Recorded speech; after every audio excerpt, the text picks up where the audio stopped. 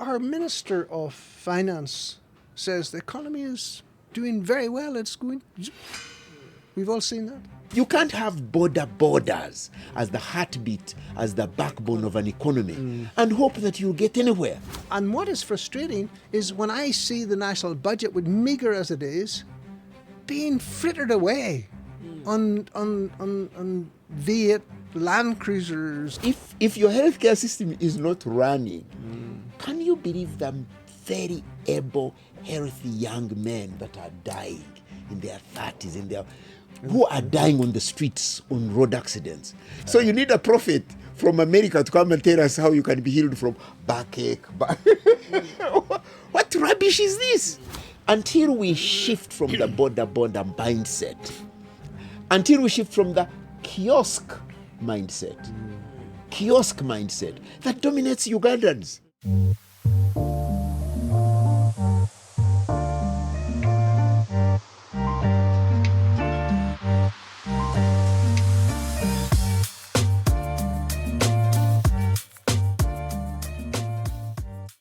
Very good morning and hello to everyone. Welcome back to the Two Sages podcast. We hope you've enjoyed the journey of our conversations, and we hope that they have gotten you to become more of seekers, to ask more questions, and to have deeper conversations with your friends, yourself, and your families. We're back yet with another conversation, and today's conversation will touch a topic on leadership. And before we get into the conversations as usual, we start off on a light moment about where you have been and the different experiences you've had since the last conversation. So today I'll start with Zach.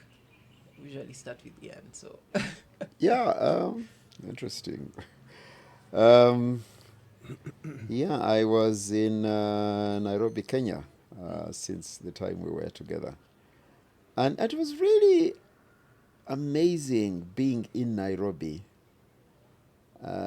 during a major campaign on the street. This is on the 25th of June, when there were protests on the streets of Nairobi and apparently in over 26 other counties. And I think it's amazing, this Generation Z. Is it your generation, David? Guys, I was just like, wow. Reminded me of my youthful days, my activism as a student at the university, the idealism we carried. And I was like, wow, I honestly thought this is amazing. So that is something that tickled me in all sorts of amazing ways. Thank you.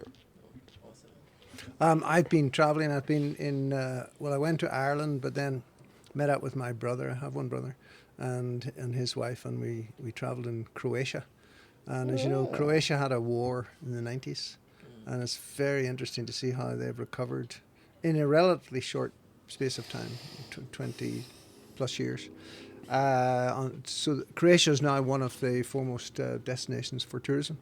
They have you see, the thing about Europe, much more than Africa, is they have all these historic sites. Like they have in Croatia, they've got Dubrovnik, which is a historic city, which is a walled city, and you can walk around the walls now, dating back hundreds of years, and they make the most of all that stuff. It was interesting. At one stage, we were going to take a cable car up. And so somebody said, it's that way, and we went up the steps, and then we found ourselves climbing the steps all the way up the mountain. We somehow missed the cable car, so we were getting some exercise. But we turned around, eventually found the cable car. And then I was in Ireland, which is a beautiful country. It's my home where I was born. My home is here, but I go like 1 month a year, or 3 to 4 weeks a year to Ireland, which is very green, and it's very green because it rains a lot, and a bit like Uganda at the moment. Very nice, you're renewing relationships. Weather's not that, it's changeable, we would say. Sometimes it's sometimes very cold, most of the time. and sometimes it can be hot. But it was nice. I'm glad to be back in Uganda. Welcome. I just wanted to say that there are Africa also has historical sites. I just thought I should plug that in. Yeah. Mostly Except Mombasa. that the Europeans. No, this is what happened. Zanzibar. The Europeans came here and destroyed them. Listen, your historical This is what sites, happened. when they're made of mud and straw, No, they don't last for hundreds of actually, years. there were even rocks. They were no. They were really solid, but no, they did not last. Just like the European sites, they are always continually being renewed. Well, So- let me tell you. But the point I wanted to make is that ours were destroyed by the Europeans. So let's just. I don't know what to say. They've been destroyed. A lot more have been destroyed by Africans themselves. But looking at the significant tourist destinations in Africa which are historical, you're looking at Mombasa with the fort there, and you're looking at Zanzibar. I'm talking East Africa now. I'm not going out beyond that. But when I did down the Nile, there were forts that existed all the way down the Nile. They've all sort of dissolved back into the environment because they were made of mud bricks. Those don't last. But I think also one of the things, we're going to get off the subject here, but I don't see the African appreciation of their own history and taking what they've got and preserving that. Absolutely, Ian. I can tell you this. That's how colonialism worked. One of the things that the colonial enterprise ensured was that we would be ashamed of our own history. So that you can't see these, and the point that you make is actually part of the success of colonialism. The colonization of the mind, the devaluation of culture, the degradation of culture. It's all that. But it is related, David, with leadership. So anyway. Well, But you're listen, I want to absolutely come back on that, and I want to Yes. make something very clear. My heritage is Ireland. Yes. And of course, when you look at the history of the subjugation of Ireland, it is very bad. If you look at the Irish famine, and you look at how how many people died, and how the corn was exported and that was right beside England. I think that you're looking at a person whose heritage is not any different from what you're talking about. However, and I think that I don't disagree with you in the methods that were used by the colonialists to subjugate people, which were harsh. I mean, have you ever heard of frightfulness? Frightfulness was actually a technique that was used by, you were talking about Alexander the Great, but really any conquering nation to subjugate another nation. In frightfulness, you would take someone and really make an example of them in terms of the punishment that you would mete out, so that you would then keep the rest of the population count. Absolutely. And of course, that was used in Ireland, it was used in India, it was used in Africa. But it's history. Yeah. It's history. It's not the future. The future is who we are today and how we define ourselves today. And sometimes, if I'm not referencing colonialism, but I reference trade, sometimes I listen to Africans complaining, where this is an unfair system. It is what it is. And you've countries like Singapore, which was nothing, or Vietnam, other countries which have said, we'll take the system and we'll make it work to our advantage. We have to have the same attitude in Africa. We can't stand there blaming colonialism, blaming the free trade. Are we going to... So I mean, you know what, David? Let's have this conversation. It's big. I am actually ready for it, but not for today. Because is colonialism past or is it present? So we can get into this, but let's go to the thing that we want. Okay. But yes, it's actually the energy for this and the history. And it would be really interesting, Ian, to compare the colonial stories of Ireland and the colonial stories of Uganda. And I want to say Uganda and maybe broaden it into East Africa, because I also don't want to say Africa, because there's also a problem for us to blanket Africa together, because Africa itself there are many Africas. There are many Africas. So, but yes, can you promise us this conversation, David? Yes, one I of the can days. promise. Yeah, let's do it. Because Okay. the colonial experience and what it has shaped us to become, and the future that we can imagine together because of that past. But yeah, All right. anyway. Thank you. So, awesome. You guys So had you see, you great. can't start a light conversation. You can't start on a light moment. You always raise big issues. You guys have had great experiences. The only place I went to ever since we were together was the islands on Lake Victoria. I went to where the palm oil projects are. Sassy Islands, yeah. Yeah, I rode through there. I went to see. I read a little bit about the legislation behind that whole industry. I got to ski on the lake. So the lake is very empty. I wondered why. Tourism. Speaking of tourism, there's a lot that can be done there. I am a little bit of an adrenaline junkie, and I had a packed time while there. There's a lot of stuff, and I'm looking maybe to talk to the guy who runs the thing to see more people going there. But today's conversation is on leadership, and when we speak of leadership, there are people who come to mind. If you're from Africa, Nelson Mandela. The people who fought for independence, and in pre-colonial times it's Shaka Zulu. In Uganda here, there are the people who worked around who met the missionaries, the people in West Africa speak about Mansa Musa, Kankani, and all these many people, and most of them are spoken about because of the effects they had on their people. So, bringing on from our conversation last time where we talked about human connection and how the greatest thing that humans do is when they come together, either as a family, as a company, as a government, as a religion. It is how we are organized together that brings out the greatest in humans. So today's conversation is going to be around that, and I just want to start with a small quote from Alexander the Great, one of the few people whose name has that extension, the Great. So I was fascinated by this guy. Everyone talks about him as the Great, the Great. So I read a couple of stories about him when I was young, and there's this particular quote of his that I'll want to share. He was planning a conquest, and his generals were advising him against it, and he responded by saying that I'm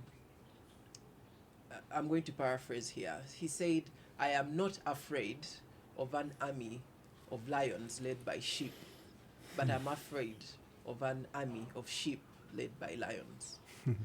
And in this, he was trying to bring out, I think he was trying to bring out the essence of leadership. Like most times, the people who are at the head are the biggest variable in how the group of people who are together conduct themselves and what they achieve, whether it's a family, whether it's a company, whether it's a nation, whether it's a clan. And so in today's conversation, I want us to talk about how leadership has changed, where it is right now, and where we hope for it to go. So there are three parts.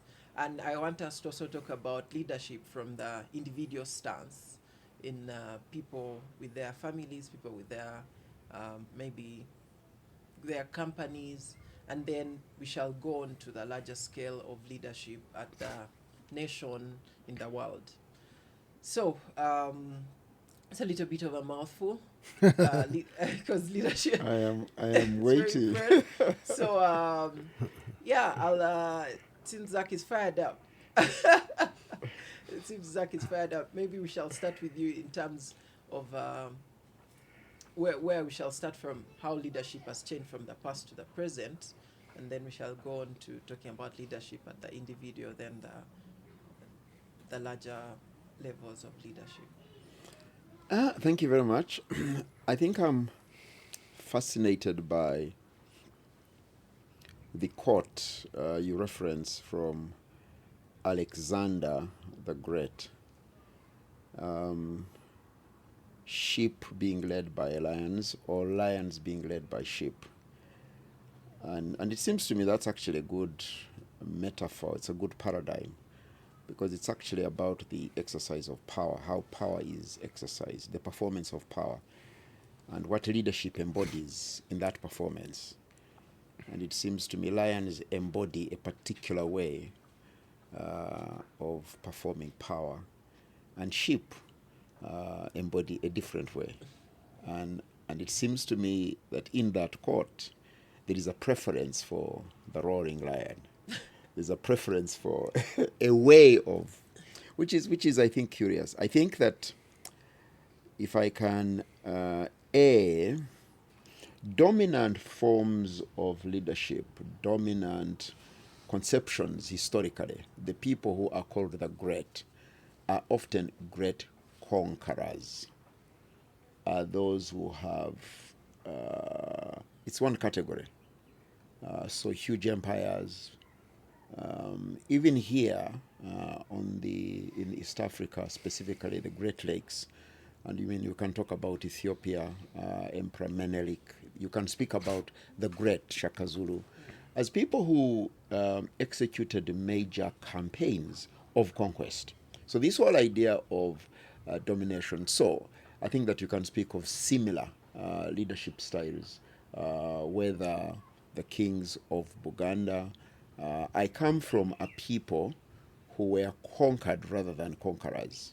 So I come from a people, an ethnic grouping of people who, the way we organized our societies was very much in smaller amalgamations of clans. So clans are amalgamated into units that then become headed by a clan, a wider clan leader, or the more dominant clan leads those clans. And yes, I come in my village. There were wars between different clans for supremacy, for championing or taking over land.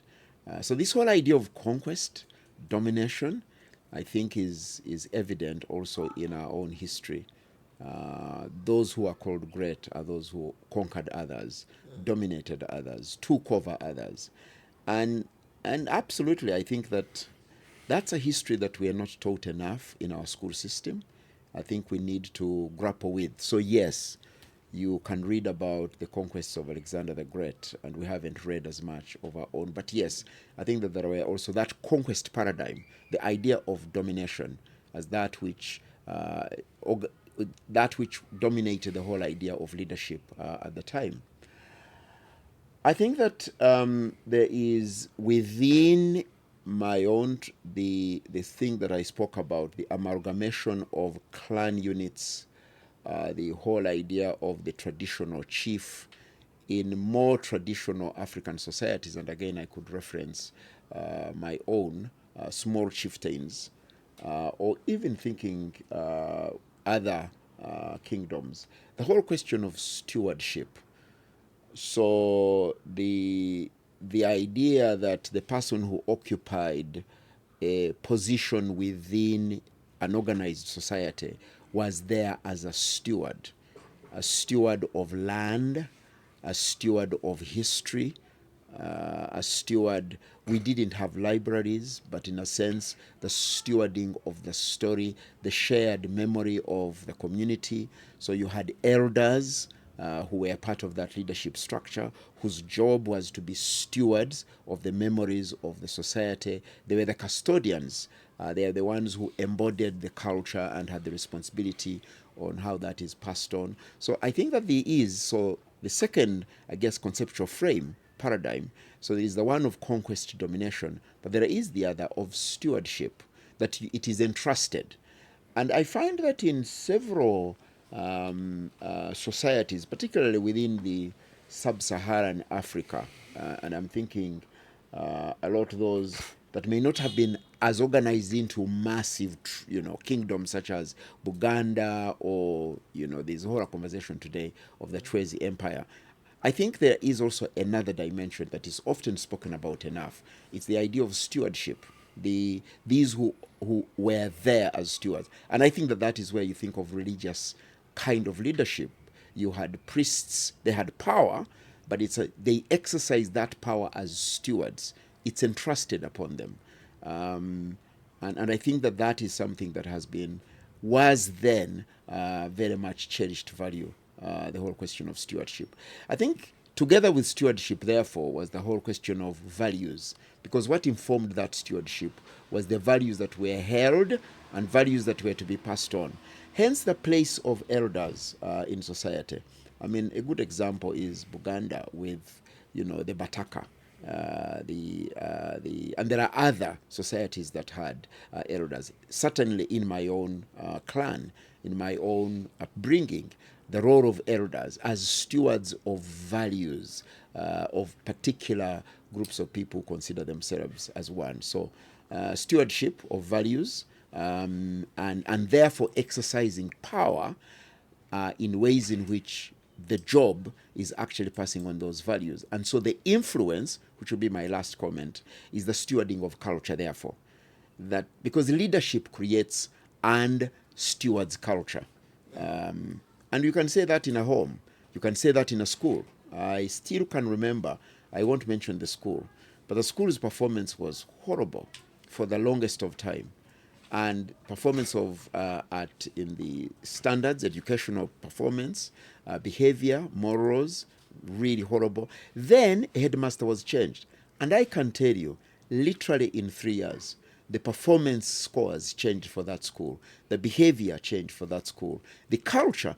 And I think that what really that leader did, that head teacher, was just create a different culture.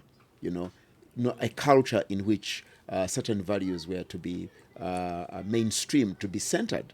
So leadership creates culture. And I think that whole stewardship, for me, is a very huge thing. Wow. So Zach, having given you a whole dissertation on different forms of leadership, I mean, what can one say after that? No. I mean, he's got the first 5 chapters of a book there. Yeah. Like that There's leadership that's conquering. Yeah. There's leadership that's stewardship. Yeah. Leadership from the top, leadership from the bottom. Listen, I would like to bring in the aspect that he hasn't touched on really is teams. Okay, because you mentioned that leaders have to lead something. Yeah.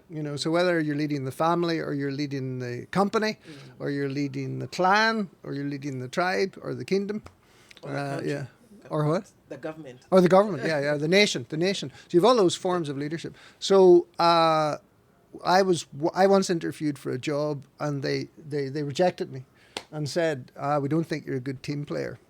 And I said, I'm a great team player as long as I'm leading the team. So,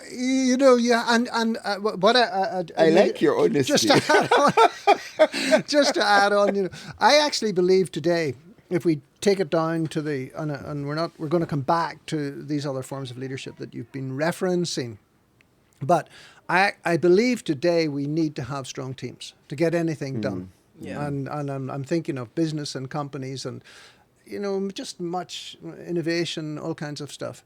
It's not the lonely individual. It's no longer the Einstein. It's the team of people, and those teams need good leaders. And when you look at even government, the same thing. Let's talk about, say, Singapore. Singapore, which we know has been a success story in terms of the financial growth and the prosperity and the GDP of the city-state. It had very strong leadership in that family. And then they were able to organize at every level the teams. And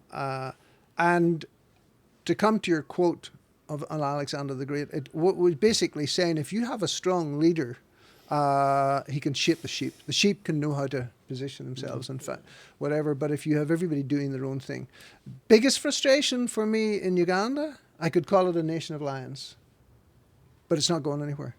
I'm not saying it's led by a sheep, but the lack of the realization of the potential of Ugandans themselves is very disheartening, and sometimes this is in companies, where you get leadership of the company, which is authoritarian, and someone gets their big desk and orders people around and doesn't bring out the fulfillment of the potential of the people he's leading. It can be seen in companies, it can be seen in politics, it can be seen at, it's also, I think, seen, and this is where we'll probably disagree, but I think it's also seen at clan and tribal level, because it's often struck me that Ugandans are a lot more committed to their clan and their tribe than they are to their nation. The nation is like an artifact that's been added on.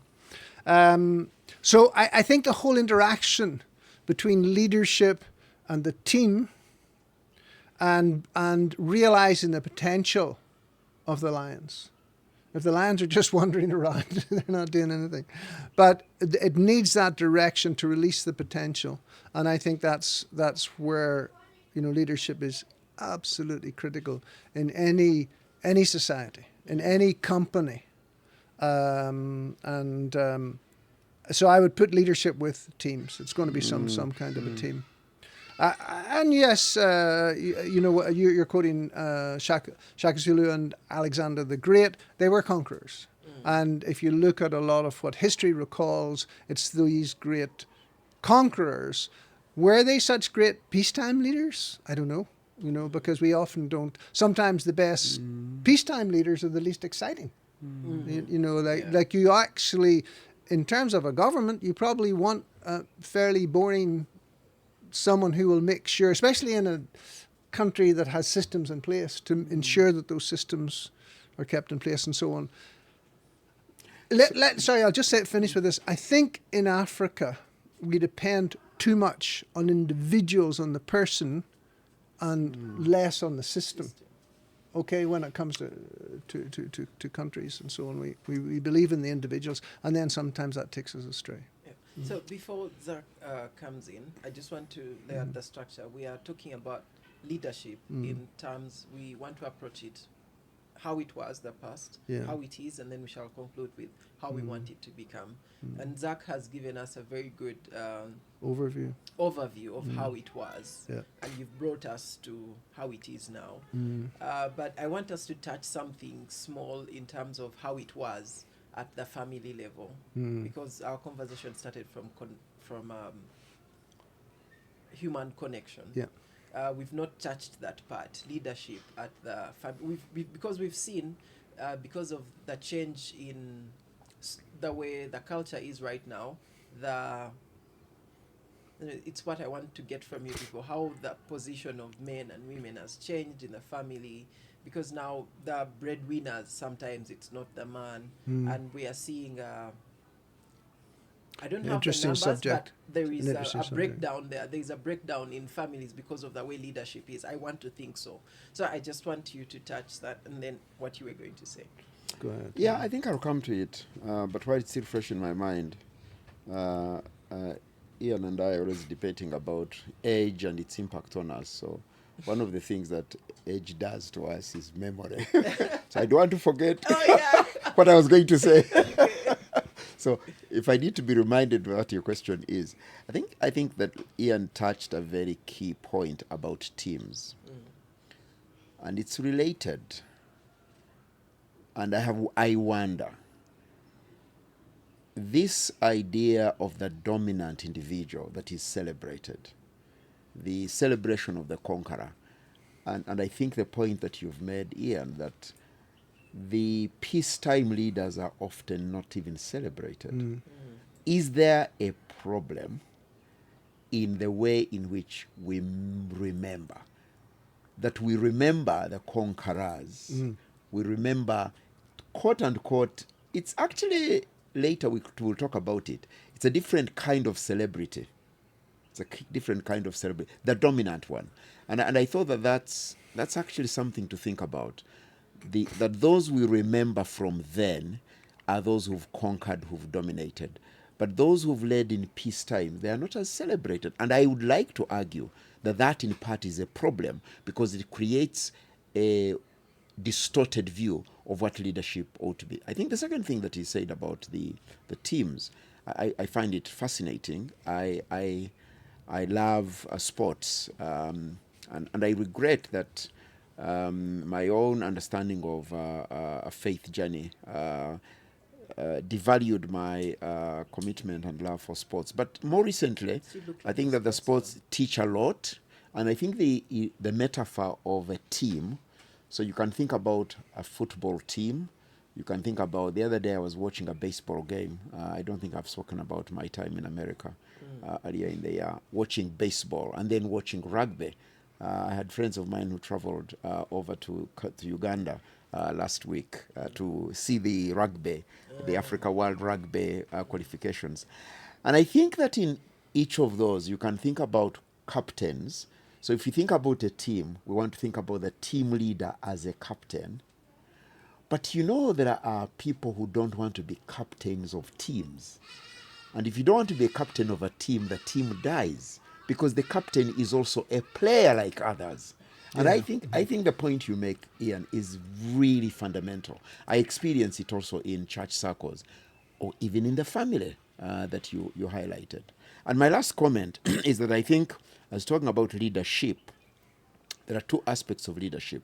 There are the leaders themselves, leaders, and then there is the leadership, institutions, systems, processes, culture, values, leadership, That's the and then the system you're leaders. referring to. Yes, absolutely. The system, the system. Yeah. And the leaders are useless without the systems. In fact, the leaders become problematic to society.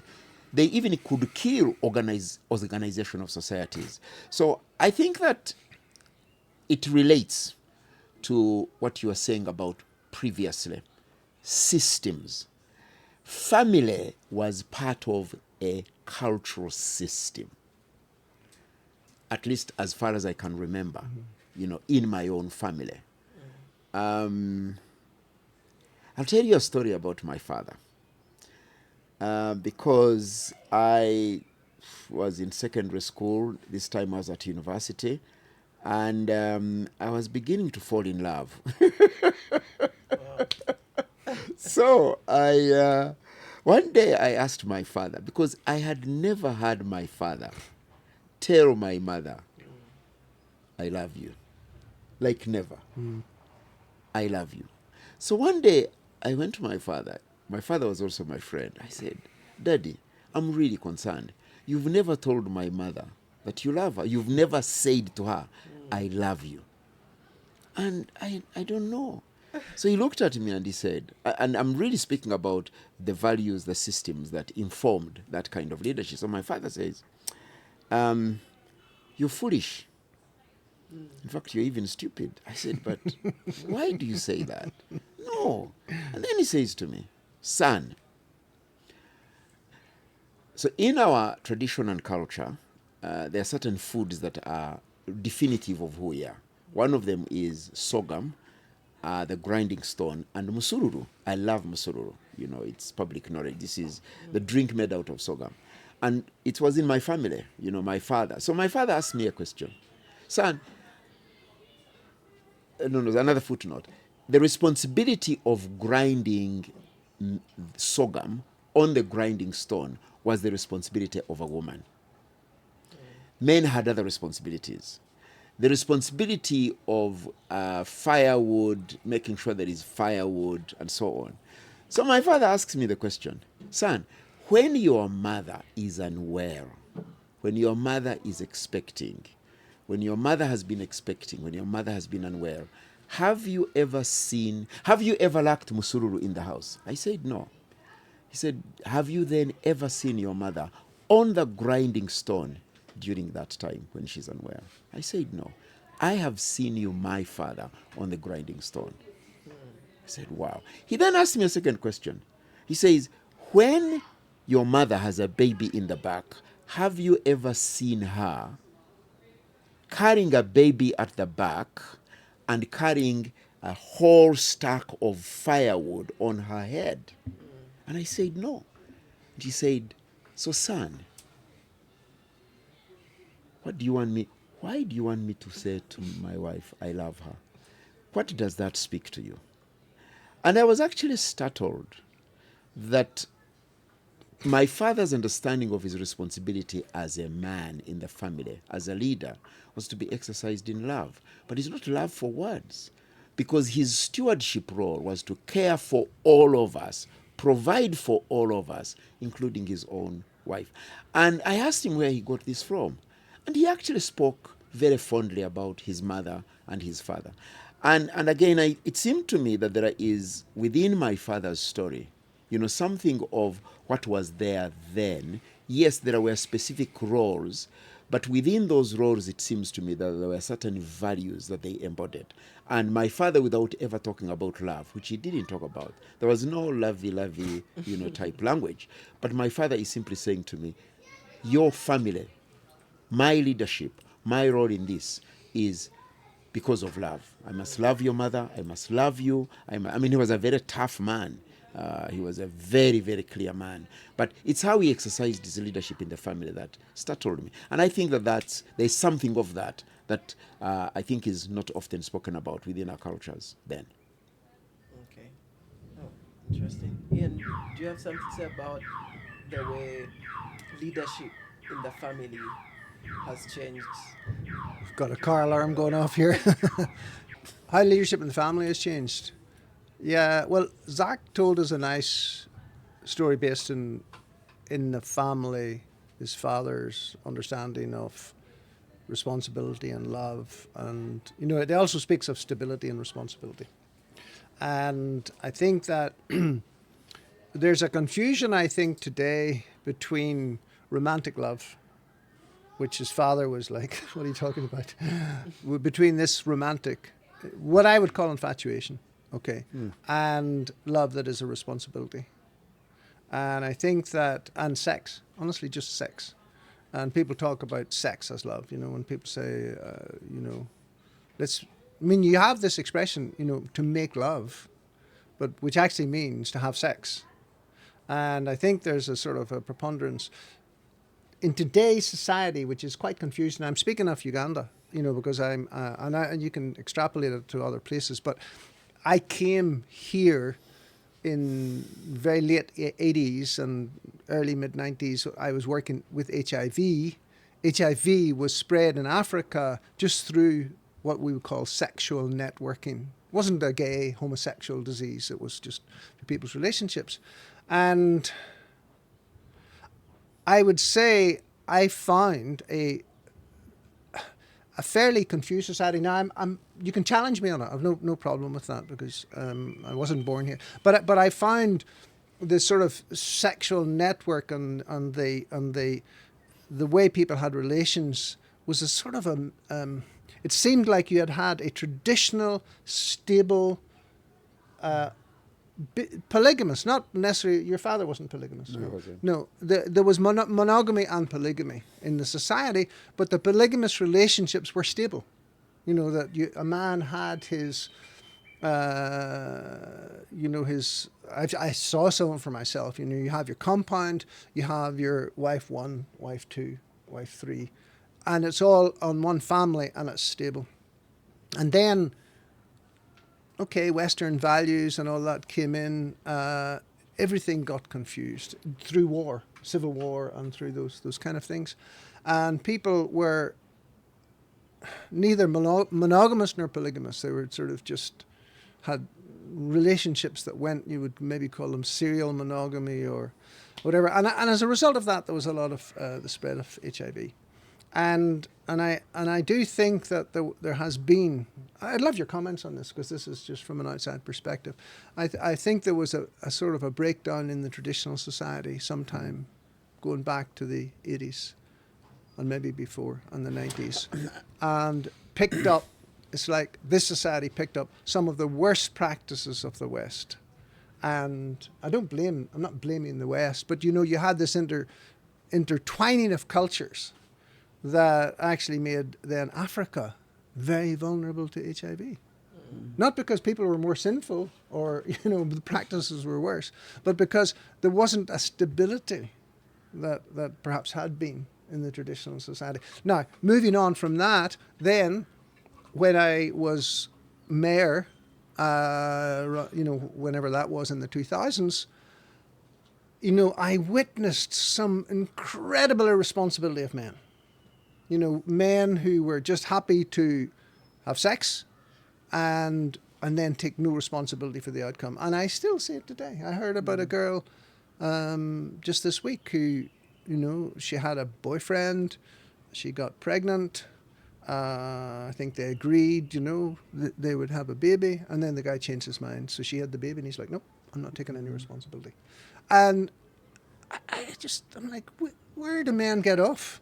And what happens in certainly Ireland anyway, and the UK, is men who walk away from the responsibility actually they catch up with them through the social services, and they will actually deduct money out of their salaries to give it to the woman if they've abandoned their responsibilities. Whereas here, man, I saw just take you down the road into Kansang. It's not just among the poor, by the way. It's among many so-called middle class men as well. They just abandon their responsibilities. So when you're talking about leadership and what your father showed you and demonstrated in the stability of that home and that marriage and what love was, and now people just want sex, produce babies, children, which should be their responsibility as fathers, and just walk away. So I think what you experience in Luero, what you experience, particularly in the more urbanized societies. So, the points you make are it's absolutely true. Two comments to make in reference to what you've just said. One is the impact of wars and instability and turbulence of the neo-colonial state. And I say that for not just Uganda, Kenya, the uprootedness from the land, the destruction indeed of those traditional systems, but without anything visible that replaced it, and we'll possibly get into that. But that disruption of traditional systems, and I think fundamentally, the destruction of a certain way of understanding, imagining, performing leadership, because leadership creates culture. These disruptions of turbulence, war, epidemics, absolutely. There is a way, it's a chicken and the egg. Once the epidemic comes, it's propelled by certain behaviors, the networking that you've spoken about. But I think at the end of the day, we want to ask, so why did that happen? Where was leadership in that moment? What had actually happened? And yes, the point you raise about what therefore happened in terms of how people connect with each other, what really happened? And I would say that, something happened to leadership in the transition from traditional society to the modern impacted European, the invasion of the European Western ways of life. And I think honestly what we lacked is a kind of leadership in that transition that would be able to preserve the best of yesterday and marry it with the best of that which is coming in. And I think it failed at many levels. It failed certainly at the political level, the level of the country. I don't usually use the word nation deliberately. Countries as geopolitical expressions. Because then you had ethnic groups, clan groups that seemed to be more organized. But even the clan systems, the traditional systems, the ethnic systems, failed to get to the integration with the new and the old and the new. I think we really lacked leadership that could think through that. My own argument is that during that transition, societies that seem to have done very well had people that I could call philosopher leaders, people who led with thought and were asking those difficult questions. And I think that that's what we lacked, people who are able to. The second impact is not just the wars, the turbulence, is urbanization. Urbanization is not a bad thing because it's the aggregating of services. I mean, people need to move to the urban because you have a place, you have good schools, good healthcare facilities, aggregation. But then you are aggregating people come from all kinds of cultures, all kinds of systems. But again, you don't have urban leadership. You don't have the political leadership that has the capacity. You don't actually have thought leadership. So I think one of the other challenges we therefore have faced, and why, rather than enabling meaningful connection, the point we made last time, we have had a leadership that is more transactional, that is more the reason why corruption marks everything that my brother has spoken about. The breakdown of family, the breakdown is literally the breakdown of values within, and therefore the breakdown of systems. That is to say, what really totally broke down is leadership. We have a quality of leaders that were not equal in that moment. But secondly, those quality of leaders have not sought to create new systems, processes, structures that could preserve some of those values that we held on to. So we go to the polygamous, you have Christianity that its main stance is polygamy, polygamy is sin, polygamy is sin, polygamy is sin. It's taught by Europeans, all right? And we don't have leaders who are able to say, but wait, Europeans, you've come to us here, you are already divorcing. Divorce is already a factor in European societies by the time this is happening. And we should, if we had thought leaders, they would have said, but wait a moment. You can come here and talk about the sinfulness of polygamy.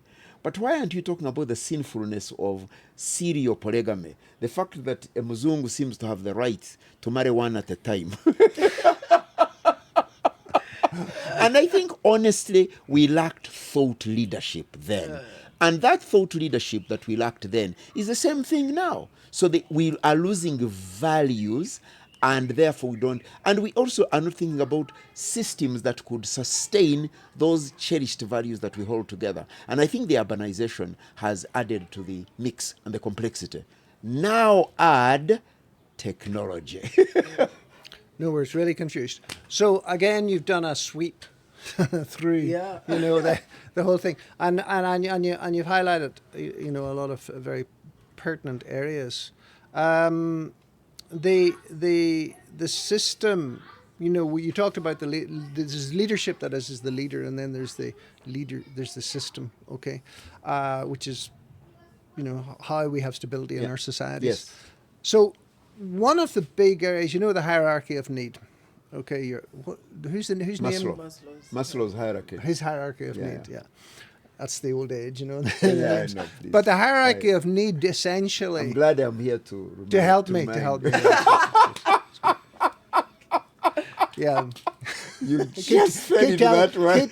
Keep telling yourself that. So the fact of the matter is that if you don't meet the hierarchy of need, and in other words, you get people out of absolute poverty, and then it's almost like anything goes, because if I need to eat. We've seen, to digress a bit, but we have seen in the recent primaries, these mobs running around the streets, masquerading as NRM supporters or whatever, and robbing people and taking such an opportunity. And if you talk to any of those people, they will tell you that yes, but poverty. They will actually say, they will blame it on poverty, that I have the right to rob someone because my need is desperate. And when you look at the leadership in China, this recent leadership when I say recent, I mean in the last 50 years, okay, or since Mao Zedong, they have paid a lot of attention to trying to raise the standard of living for people, which has meant, when you have over 1 billion people, that's a huge lift when you lift everybody's standard of living up. And that's the major thing that keeps China stable, is people's standard of living has been rising over the last decades. When you talk about leadership, when we look at Uganda, and you look at our GDP in the 60s it was equivalent to where, I think this equivalent to Singapore or something like that. Singapore, Malaysia, and South Korea. And you look at it today, and we're struggling to make lower middle income. I mean, really, we're really struggling, and so therefore, what I'm struggling to say is when leadership and the behavior of people, there are many factors that go into it, but their sense of need and whether the leadership has been able to meet that need or not is extremely, extremely important. Okay, in other words, economic development. Absolutely. And I know that the leadership of Uganda, I said earlier, I think people are more loyal to their tribal leaders than they are to the national leaders. But you see, the tribal leaders they can sort of get away with just being tribal leaders, what we call cultural leaders. They're not necessarily expected to raise the standard of living, to, answer the economic problems, to pull people out of poverty and provide education and so on, which the national leadership is supposed to do. Not so? Am I right? Yeah. But I think I can come. You can come in later. Yeah, later. So I think that what national leaders need to do, and it's for every country, you pinpoint what do we need to do for our people, and it's not just you can adopt the evangelical way and say, no, we're going to teach them the Bible and we're going to have pastors and so on, and we're going to pray for our nation. That may be, it's whatever it is. But to me, the major responsibility of leadership at a national level is to see these people are in terrible poverty, and we need to do what is necessary. And what is frustrating is when I see the national budget, with meagre as it is, being frittered away on V8 Land Cruisers and allowances for MPs and allowances for this and that, and all this stuff. And, our roads are still deteriorating, and there's so many basic needs not being met. And I know, somebody can say, but we're trying. Yes, but my goodness, organize your national budget. Our Minister of Finance says the economy is doing very well. It's going. We've all seen that. But that's not actually what's happening on the ground. So leadership is also seeing where the needs of the people are, the sheep that he's leading or the lambs that he's leading, and saying, these are what we must prioritize and what we must meet, and this is what will make us then able to bring out the potential of our young people. Or, when I look at the kids carrying firewood through my farm, and what chance are those kids going to have since they don't have education? In my farm has to be a focal point there where I not only have a sustainable farm that's producing coffee and providing employment, but if I can influence the poverty level in my locality so that those young people get an opportunity, then I'll be doing something in terms of the development of the nation. So again, I go back to, and it's spot on, leadership. A quick comment, Ian. I have personally come to the conclusion that Ugandans are poor, not because Ugandans are poor, not because Ugandans don't work hard, Ugandans have been impoverished. To keep Ugandans poor is a political program, is a political project. Because you see, people who are poor... I'm not going to make a comment on this. No worries. People who are poor are easy to control. They can be given 5,000. But this is not just here. It's back to the two paradigms of power. The paradigm of power, exercise of power, of domination. If you want to dominate and control a people, there are certain things that you do. There is a certain value system you create, which is negative, of course. And one of those is the whole idea of... So one of the other things you do, factors of production, land, we can go into them. Leadership that is concerned for the common good. So this is what happened. With the urbanized, everything we talked about, the changes within societies. I mean, you can't wish for yesterday, traditional, no. What really happened is, while traditional society and culture provided for what now we call the common good, whatever that meant. So, for example, access to land. You know that in Buganda, the king of Buganda held the land in trust. And so this whole squatters, they were really not squatters in the English sense. People knew they could use land for as long as, and pass it on to their families and so on and so forth. Because the king did not own land for himself. It was in a trust. So there was the concept of the common good existed, and therefore the leader as a steward for the common good, which means now in the modern period, means that the leader must ensure access to social services, which means education. Education, which means healthcare, which means infrastructure. Now we can definitely talk about energy, because the care of the environment. But what have our leaders done? They absolutely have no value called the common good. They create systems that are not going to enable the common good. Instead, they create systems of plunder, of theft. And that's not just about Uganda. It's unfortunately true about many of the African countries. So while you have... I would think that the Western countries are going that way when I look at what the Republican administration is doing in Absolutely. America. So where you have the rich essentially creating a system in which they can keep plundering and so on and so forth. So it is true, what really went wrong in our countries over this transition is leadership. And we had a leadership paradigm that dominated, which is control, domination, plunder, which therefore has led to greed, which therefore has led to corruption, and therefore which has led to the devaluation of the idea of the common good, and therefore the poorer are getting poor. Let me tell you, Ian, when I had started work in the 1980s and the 1990s, I went home and came to Kampala with food. I came with beans. In other words, there was enough being produced. My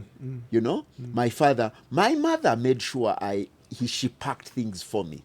Today, I don't go to Kisoro, and come away with food. I must go to Kisoro with food.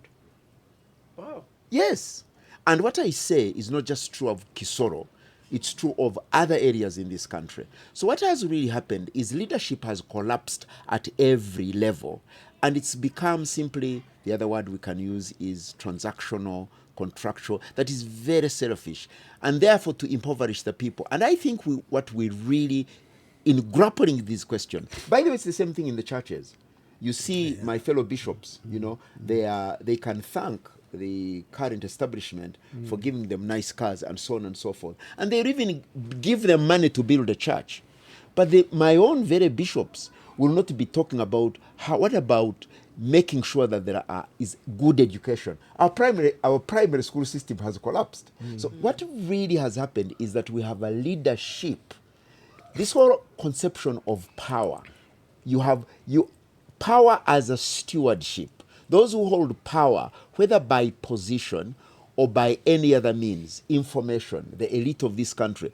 The elite of this country are some of the most terrible in the history of this country, because they don't understand that you have this much wealth in Kampala so that you can uplift the lives of others. So I think that's really the challenge. So the point of leadership, I think, is critical in terms of the whole common good, the impoverishment that has happened to us. I'm just thinking about the political system. I wrote this newspaper column that says, can we have too much democracy? And in the sense of, maybe I could say too much representation, because we've got 556 MPs, I think, and many thousands of other people who are, whose livelihood is from the political establishment. Now, when you I'll not say divert, but when you put a large amount of your economic resources into the political establishment, which is called democracy, and representation of the people, And that obviously takes out the resources you could be putting into infrastructure, education, and those kinds of things which people need.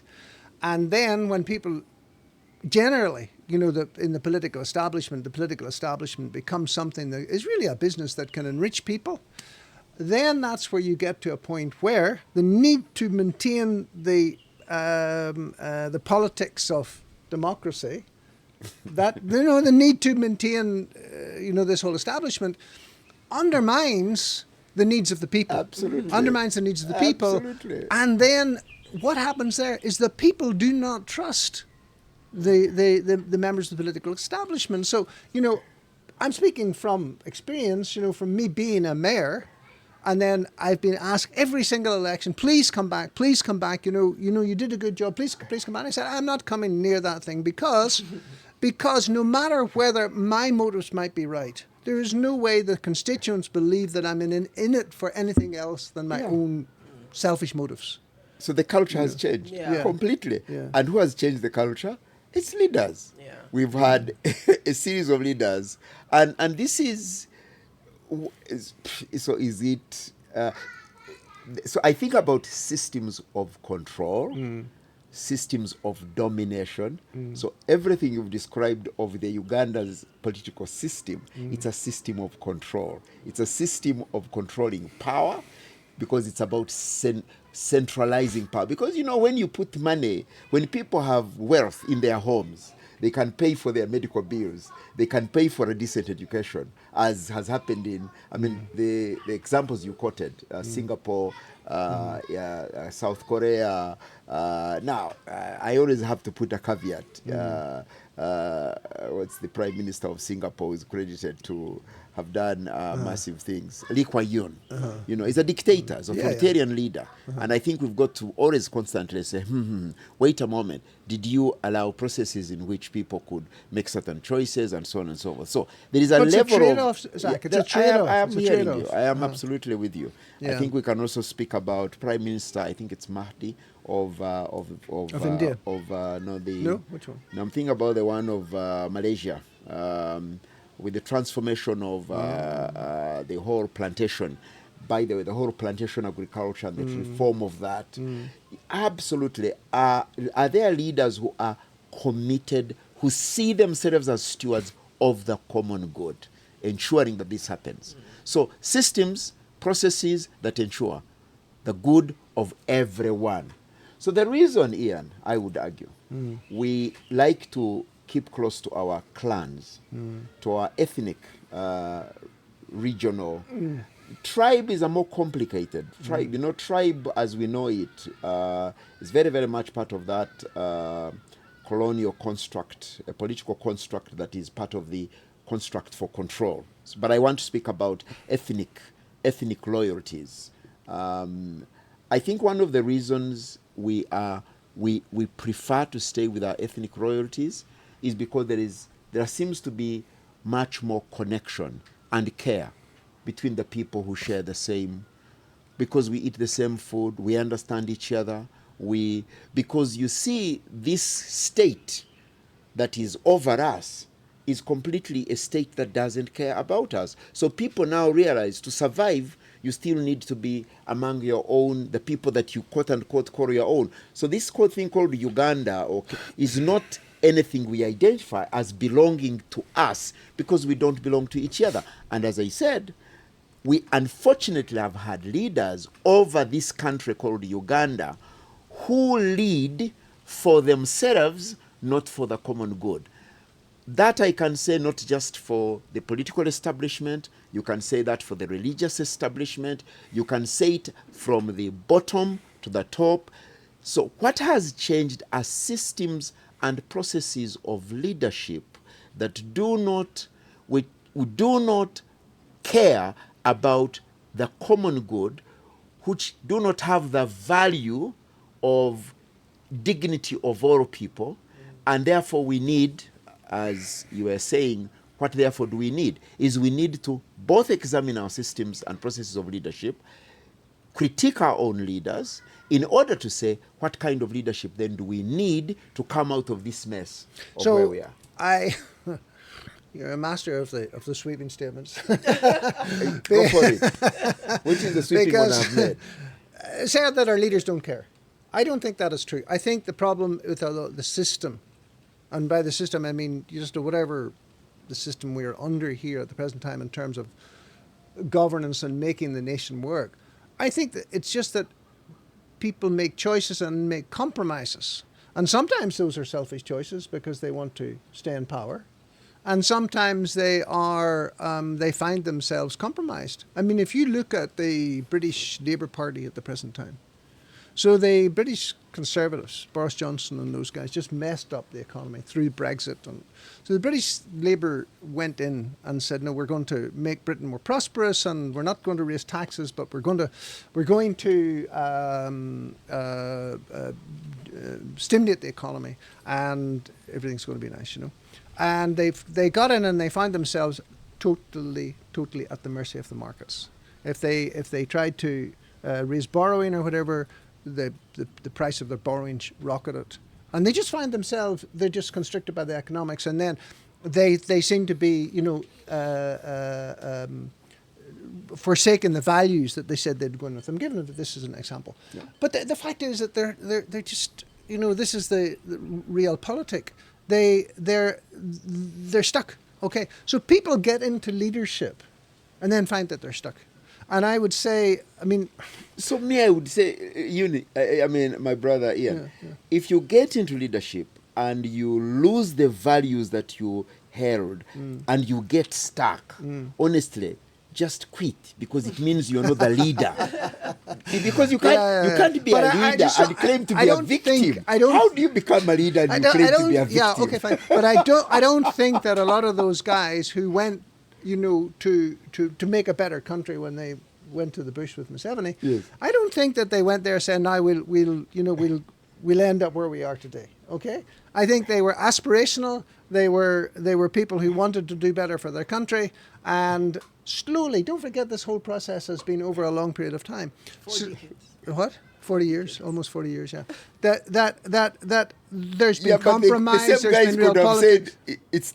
A time comes when I need to move on. I'm not getting into that. That's a whole conversation. That's a whole conversation. But you know, slowly, people find themselves. I don't know that it's even a long conversation. You talked about the family. You talked about the family. I can say this to you, that even in our traditional societies, you can tell families that have worked through processes of transition. Because the grandfather dies, the father dies, yeah. And it's the responsibility of the father to make sure he's organized his family in a way in which when that moment comes for him to die, that moment is coming, he's put in place mechanisms, even at that micro level, that will sustain the family. But aren't there so many families, all right, which are not able to transition? And for me, I simply say, it's evidence of, and what I say for myself, it's evidence of what kind of leader there was on that family. So if you can't provide leadership that enables that kind of transition, that enables the thriving of the family in spite of your absence, then it really, the focal point is, we must be able to say, Niringie completely failed to lead his family. And I think, I mean, do I admit that? Yes. Are there fault lines? Absolutely. But I think it's this responsibility of leaders to ensure that there are leadership processes that work. So keep coming. You have a family. I have one. No, but I was going to really, this whole thing about families and stuff. You can't, a leader. You see in Africa, a leader. If you say the husband, the father is the leader of the household. Yeah. You're saying that. Most of the time they're absent. Most of the time they're not there. So they are horrible leaders. So they're just leaders. No, they are absolutely horrible leaders. Young man opposite us, from what he has told me of his father and his family, his father instilled values into him. There was stuff that went on in his family when he was a young man. A lot of it revolved around the Bible, from what you told me. It doesn't mean that he is necessarily will hold the same beliefs, you know, as his father, but what his father did was instill values into him. What you've done in your children, because I know Zach's children, they're wonderful, wonderful They're nice, better than him even, which is a good I know. recommendation. But he instilled values.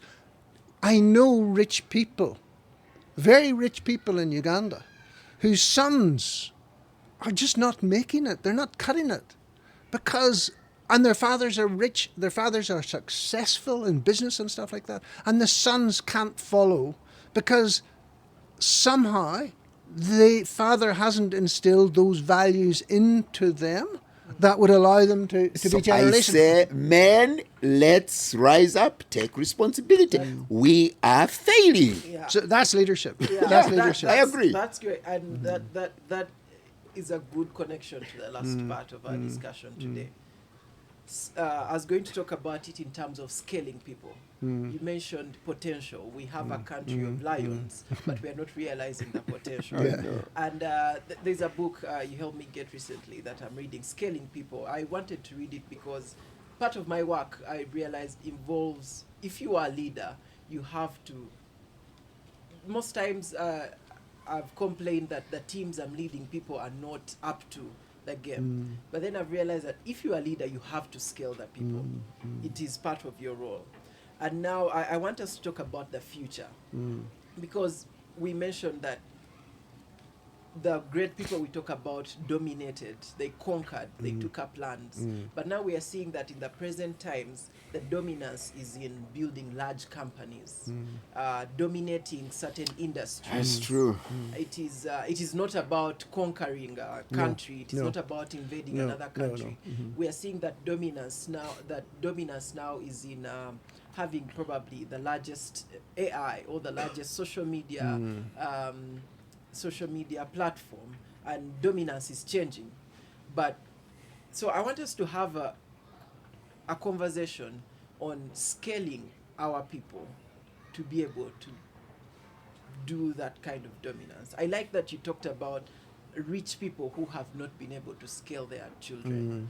As I mentioned earlier, because I'm now reading about why is it that there is no large farms in Africa, yet we say we are the food basket of the world. I think it's down to that kind of leadership, that because it takes generations. The large farms in the world that I've read about, they have been built over generations.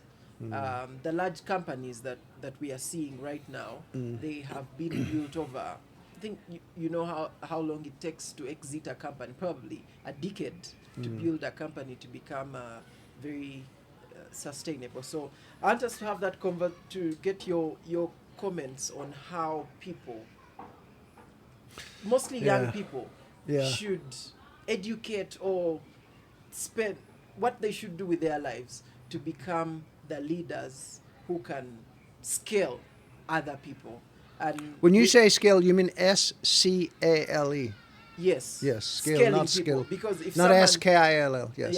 because if Skill. yeah, Scale. So if someone is able to do 10 times work right now, in 15 years, they should be able to do probably So 50 times work.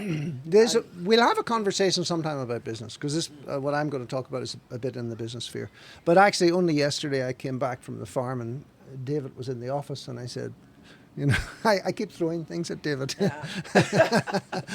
and I said, David, you need to help, and we get some training on AI. Because I have got bright young people working for me, and most of them are using some AI, certainly. But AI is moving so fast today that there are AI agents, there's AI for different things, and it's not just a matter of switching on ChatGPT and asking it a question. You can build whole businesses through AI. I was actually listening to something. We said, no, you don't need to program. You just tell. You don't need to code. You just, now there's a new launch of a new company that you just tell them, this is what I want you to do. Now, and those things are very scary, because they run way ahead of Africa, because we're used to things moving fairly slowly. And when I look at myself, at my age, our generation are not, we're not, I don't know, we're baby boomers. And so we're very, very phobic about a lot of this new stuff. However, there's a good combination when you can take someone who has experience like ourselves, and then you combine with the Generation Z, like David, and people like my son as well, who's another a Generation Alpha, I think he is, and you intentionally sit down and say, where are we going? Where are we going? What is the right team? And what do we need to build for the future? What do we need to understand to protect ourselves? And I find I don't think this is being done in these people who are actually building these in large companies. And it's been a large, it started in Silicon Valley, it's spread to the East Coast now, it's been followed by China. Africans have equally the potential to do these things because, in fact, a lot of this stuff doesn't require a lot of capital. But are we thinking about it? And that's where I think the teams come into it. You know, has someone seen where the future is going and you're saying, let's get focused on this and let's have a conversation. Things will start from that. And then let's pick out at least those young people who have got the education, and those who haven't, we educate them in what they need to know, and we build for the future. I mean that's just my thoughts on the sort of business side of it and leadership and teams, and I think I mean we've talked about this before. One is I completely agree with you that there needs to be ways in which there is intergenerational, cross or transgenerational conversations that maximize the benefit of the different generations. And I think part of the challenge of our societies, Uganda in specific, is that we are losing the wisdom of the old, the sages. Yeah. And it's not that they're being thrown out, it's that they're throwing themselves out.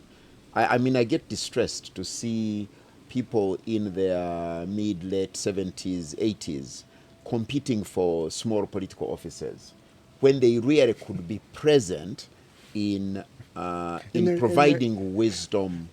In their 90s up in the north. Okay, in the 90s, you know. It's really, and I think that we, the older, are a disappointment because we are not doing what we should do, which is be present to have these kinds of conversations. I think those people who are in their 50s, 60s, who are leading, running these big companies, are they aware that things are moving very fast? Very fast. I see corporations that have lived on that, and they have done very well. But no, they are going to collapse because this is a completely new era. But you still need them because they built something. So the point that Ian makes is absolutely key. We need to have structured conversations. But that also means we need to build systems that enable that to happen. Which means it's going to be critical that we think about the transformation of culture. And the thing that I really like about you, David, your theme model for me, what I would hope to see in your generation, I think there are three things. Curiosity. Curiosity means you want to learn.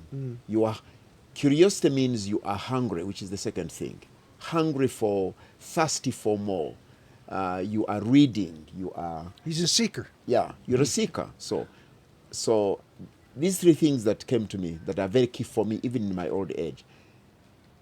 Keep curious, keep hungry, and keep humble. Those three are necessary. And I would say that to your generation. I would say that to all the generations.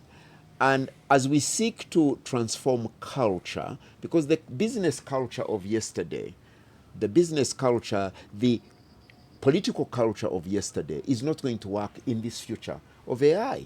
Let's construct it together. What is it that is going to cause me, Zach Niringie, in my 70s, to keep producing even in my 70s? I can't keep be thinking by what I did in my 50s.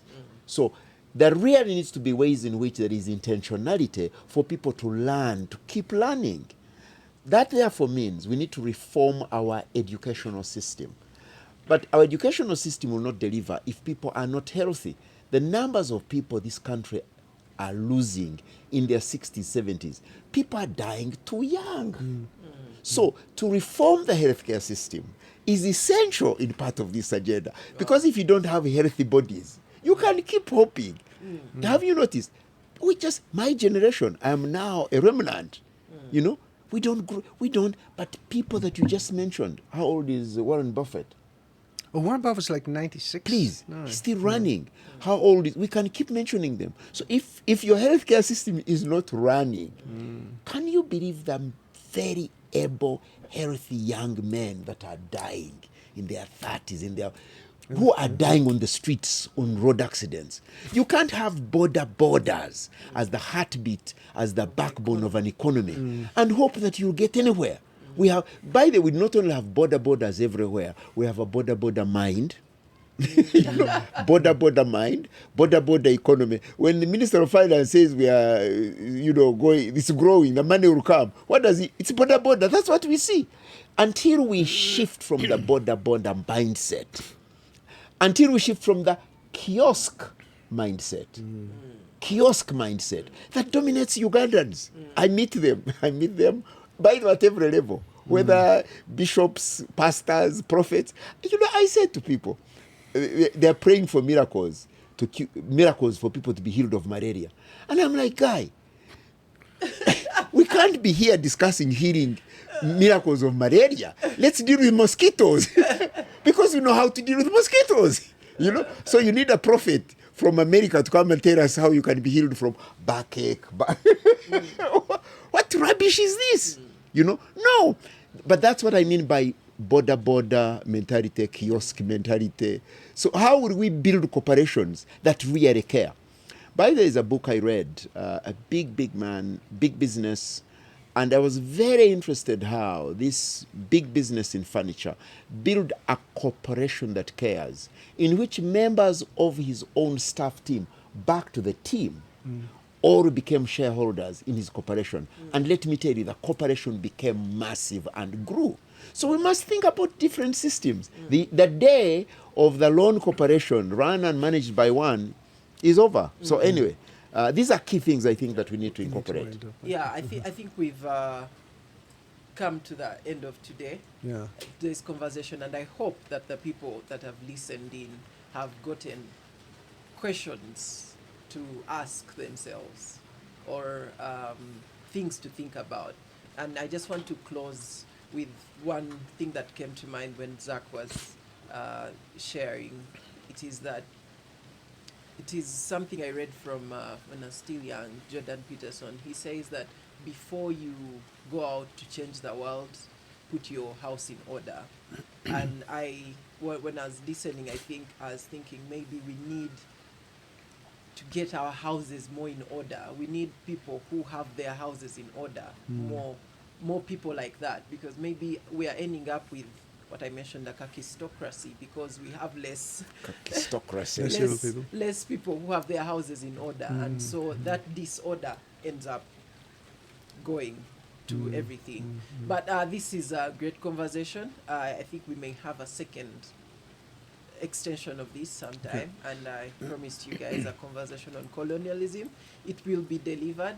To our listeners out there, thank you so much. Our podcast has grown. We are almost 1,000 subscribers.